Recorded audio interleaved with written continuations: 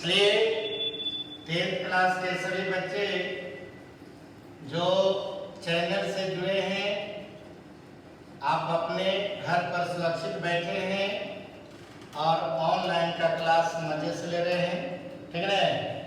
तो चलिए आज फिर आप लोगों के फिजिक्स की दुनिया में ला रहे हैं।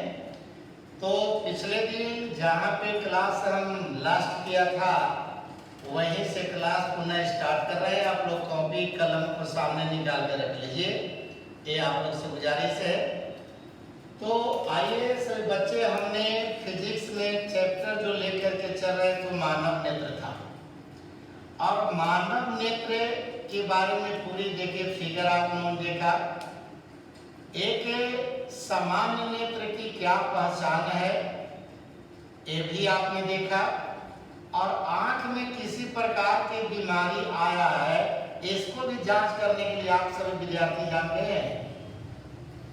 तो हमने बतलाए थे कि इस चैप्टर में खास करके वैसे दोष या वैसे रोग के बारे में अध्ययन करने जा रहे हैं जिसका इलाज हम लेंस के माध्यम से करते हैं। पहले ही बोल दिए, इस चैप्टर में हम लोग को ऑपरेशन के बारे में नहीं पढ़ना है कि आंख की कैसे ऑपरेशन करेंगे, आंख में कौन सी रोग का कौन सी दवा डालेंगे, ये सब बात हम लोग को नहीं पढ़ना है। हम लोग के सिलेबस में जो एग्जाम से रिलेटेड बात है वो सारा बात हम क्लियर करेंगे। तो बतलाया था कि देखिए मनुष्य के आंख में ऐसे रोग तो बहुत सा होता है, लेकिन इस चैप्टर में आप लोग को मेनली 4 रोग के बारे में पढ़ना है। तो 4 रोग में पहला रोग हम आप लोग को बताए थे वह था निकट दृष्टि दोष, यानी जिसको हम लोग कहते हैं मायोपिया। आज निकट दृष्टि दोष के बारे में विद्यार्थी लोग आप लोग के हम बताए थे कि ये निकट दृष्टि दोष जो होता है एक खास करके आप लोग जैसे विद्यार्थी को ही होता है जिसका एज समझिए अंडर 20 है। अगर 20 साल के पहले किसी विद्यार्थी या किसी आदमी को चश्मा अगर पहन ले तुम देख रहे हो तो समझ जाना उसी समय कि वह विद्यार्थी जो है अब तक लेंस का चश्मा ले ले। कौन सी का? हाँ, बिना पूछले उससे तुम बता दो, उसका उम्र देख करके भी तुम पकड़ नहीं सकते हो कि आप जैसे आदमी को अगर कोई बीमारी होगी तो आपका मायोपिया होगा, और जिसका इलाज हम अब्तल लेंस से करते हैं, जिसका दूसरा नाम अपसारी लेंस होता है। देखिए निकट दृष्टि दोष के बारे में सभी विद्यार्थी आपको याद होगा हमने क्या बताए थे। वो दिन समझाए थे कि आंख में जो रोग होता है ना उसका नाम एकदम ठीक उल्टा पड़ा है। कैसे? निकट दृष्टि दोष की कहानी तुम लोग को याद होगा। देखिए नाम है निकट, तो मतलब कि इस आदमी को निकट गड़बड़ होना चाहिए था, लेकिन ऐसी बात नहीं, उल्टा बताए थे। नहीं कि वैसे आदमी जो निकट की वस्तु को साफ साफ देखता है, माने पढ़ने लिखने में कोई दिक्कत नहीं होता है। बोले थे ना कि कहते हैं कि जिस दोष के कारण कोई व्यक्ति निकट स्थित वस्तुओं को साफ साफ देखता है लेकिन दूर की वस्तु को देखने में कठिनाई होती है, तो ऐसे दोष को हम निकट दृष्टि दोष नाम रखा था। याद है ना? बोले थे कि निकट दृष्टि दोष में क्या होता है, उसका निकट बिंदु में कोई दिक्कत नहीं है, वो 25 सेंटीमीटर पर किताब रख के पढ़ सकता है, तो उस आदमी का निकट बिंदु खराब नहीं है बल्कि उस आदमी का दूर बिंदु खराब हो गया है। जैसा कि बतलाए थे कि अगर आपके आंख में कोई रोग नहीं है तो आपका दूर बिंदु अनंत तक होना चाहिए था। आपके आंख में जो लेंस है उसका फोकस दूरी अनंत तक जाना चाहिए। ये ना तुम लोग को बताए कि आपकी आंख जब भी किसी वस्तु को देखता है तो आपकी आंख में जो लेंस है वो इस तरह से समायोजित हो जाता है कि वह वस्तु यानी फोकस से ज्यादा दूरी पर रहे। कारण क्या जानते हैं कि उत्तल लेंस के आगे जब वस्तु को हम फोकस दूरी से कम दूरी पर रख देंगे तो उसका प्रतिबिंब काल्पनिक बन जाएगा, और काल्पनिक प्रतिबिंब बनेगा तो फिर उजालों के लेंस के आगे बनेगा।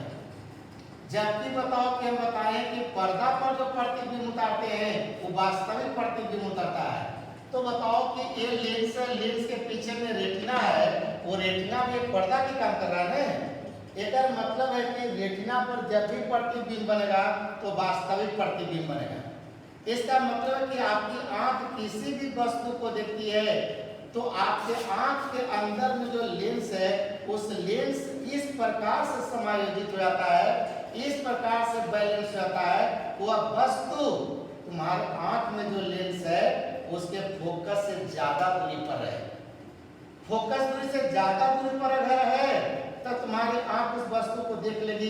क्योंकि पहले ही बताए कि आंख तो देखती नहीं किसी चीज को, देखने का काम तो दिमाग करता है, लेकिन दिमाग कब देखेगा? जब रेटिना पर प्रतिबिंब बनेगा। अब रेटिना पर प्रतिबिंब बनेगा तो वहां से प्रकाश स्नायु के द्वारा मस्तिष्क को खबर मिलेगा, तब जाकर के मस्तिष्क रेटिना पर बना हुआ प्रतिबिंब को देखे। यह सिखाए हैं। तो इसका मतलब है कि तुम लोगों को नहीं पता है कि आपकी आंख में जो लेंस है उस लेंस में एक विशेष प्रकार की क्षमता है जिसका नाम है समंजन क्षमता। कौन क्षमता जी?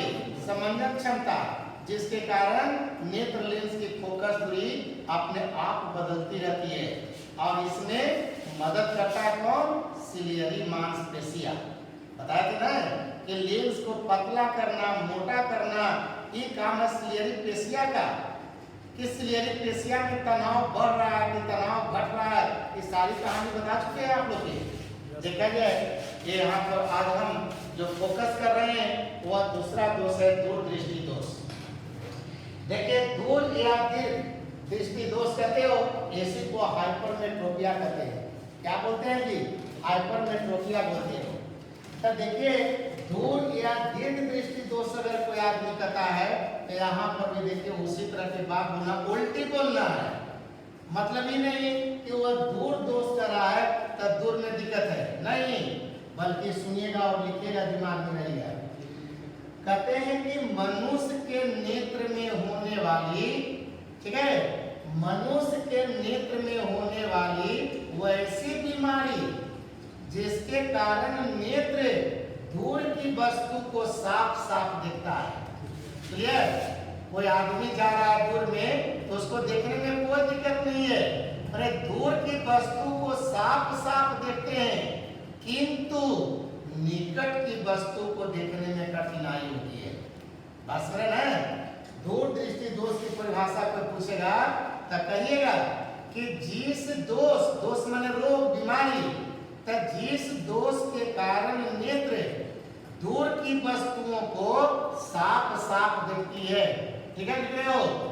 जिस दोष के कारण नेत्र दूर की वस्तुओं को साफ साफ देखती है, किंतु निकट की वस्तुओं को देखने में दिक्कत होती है। बात समझ गया?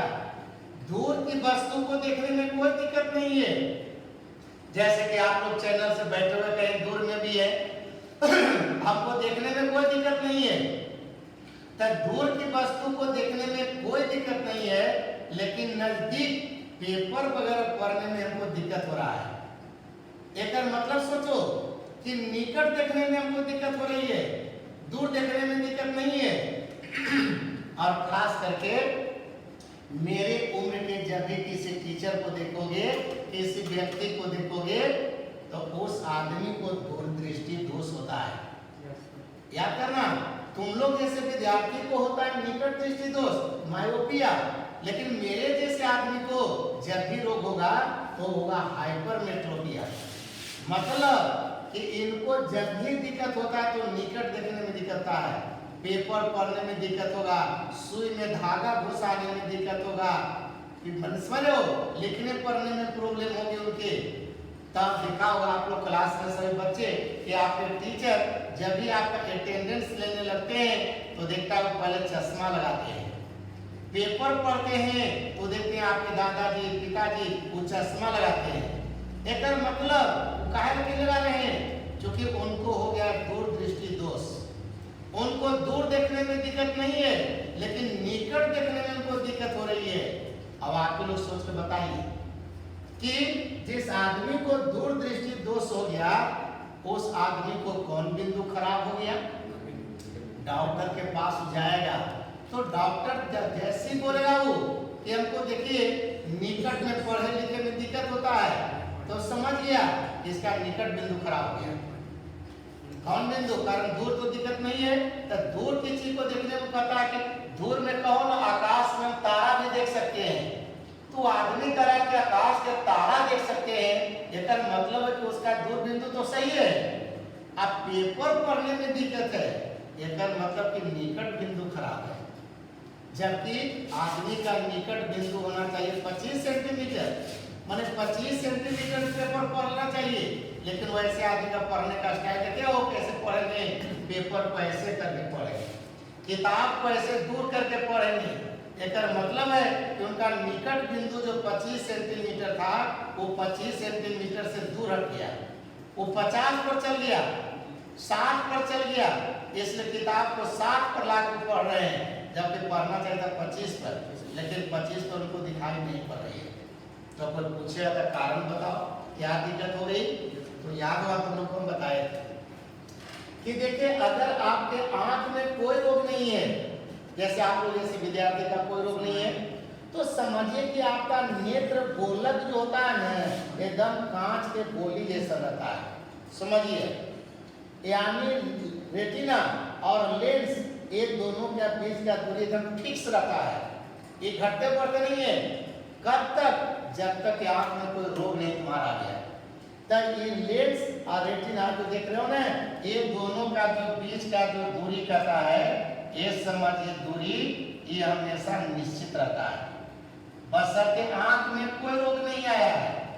तो कोई रोग नहीं है तो लेंस और रेटिना के बीच की दूरी एकदम फिक्स रहेगा, न घटता नहीं बढ़ता है, याद रखिए। लेकिन अगर किसी आदमी को कह दिया कि दूर दृष्टि दोष हो गया, एक मतलब कि ये धीरे धीरे जो नेत्र गोलक होता है ना वो चपटा होने लगता है, माने ये नजदीक की तरफ धंसने लगता है। तो जब नजदीक बताओ ये यहाँ पर था, ये धंसते धंसते यहाँ पर आ गया, तो तुम लोग सोचो ये लेंस बताओ मांस का बना हुआ है, अब ये बताओ ऐसे दबने लगा, जैसे कि एग्जाम्पल के रूप में बैलून देखता है मार्केट में आजकल गोल गोल बैलून भी बिकता है। अब गोल गोल बैलून है और बैलून को अगर बताओ ऐसे दबाओगे तो दबाने पर बताइए ये बताओ लेंस जो है दबेगा कि नहीं, और लेंस जब दबेगा तो बताओ ये पतला हो जाएगा कि मोटा हो जाएगा, पतला हो गया। जबकि याद करूं निकट दृष्टि दोष में बताए थे हम कि नेत्र गोलक जो दिख रहा है ये लंबा हो गया था, लेकिन इसमें हम करें कि नेत्र गोलक देखो छोटा हो गया।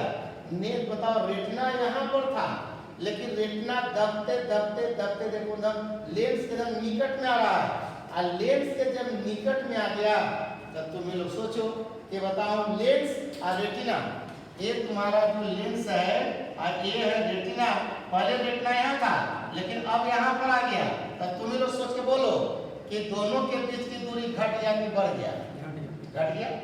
कारण क्यों बताओ, पहले रेटिना था यहाँ, अब रेटिना आ गया यहाँ, तब पहले बताओ रेटिना और लेंस के बीच की दूरी इतना था, लेकिन अब बताओ रेटिना और लेंस के बीच की दूरी इतना ही रह गया।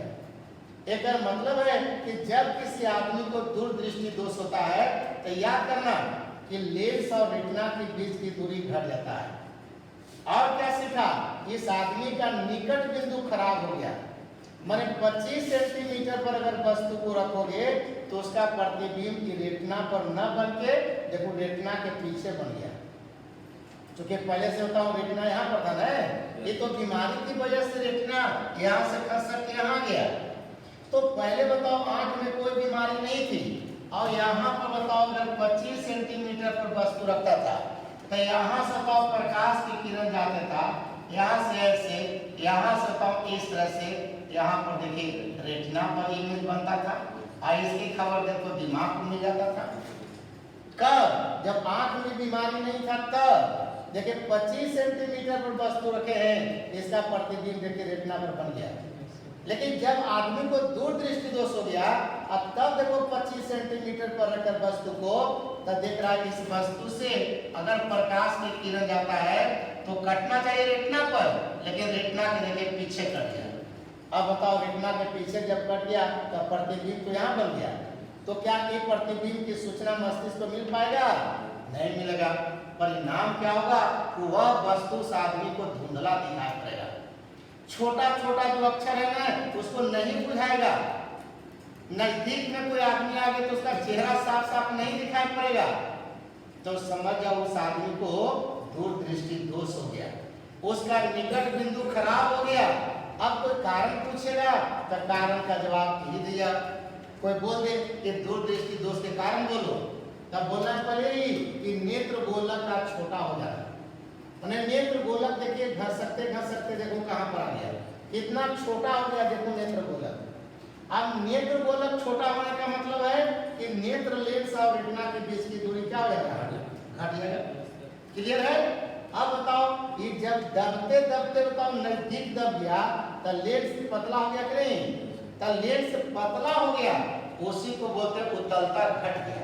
तब बोलते हैं नेत्र लेंस की उत्तलता घट जाता है। घट जाता है मतलब लेंस पतला हो जाता है, और लेंस पतला हो जाता है तो बताओ उसका फोकस दूरी बढ़ गया। तो बताओ आदमी का बीमारी जब नहीं रहती है तो फोकस दूरी तो उसका कम से कम 25 सेंटीमीटर से भी कम होता है, लेकिन बीमारी न है तब। लेकिन ये आदमी का फोकस दूरी जो 25 सेंटीमीटर पर मानते थे आप, इसको बढ़ करके हो गया मान 5 मीटर।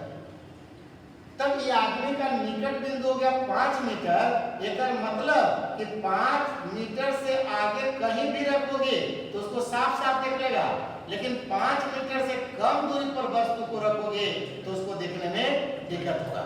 अब आप भी लोग सोचिए इस आदमी का निकट बिंदु खराब हो गया कि नहीं? तो जब निकट बिंदु खराब हो गया तो समझो कि उसको हो गया दूरदृष्टि दोष। अगर किसी आदमी का दूर बिंदु खराब हो गया तो समझिए निकट दृष्टि दोष। अगर दूर के चीज को देखना चाहते हो, चश्मा खरीदने गया है तो अवतल लेंस का चश्मा पहनना है। लेकिन जब किसी आदमी को देखता है दूर दृष्टि दोष हो गया, 40 साल हो गया, 45 साल एज हो गया, 50 साल एज हो गया, वो आदमी जब भी चश्मा पहनेगा उत्तल लेंस का चश्मा पहनेगा, जिसको अभिसारी लेंस कहते हैं। तो देखा जाए ये आदमी के आंख के सामने देखो उत्तल लेंस का चश्मा रखे हैं।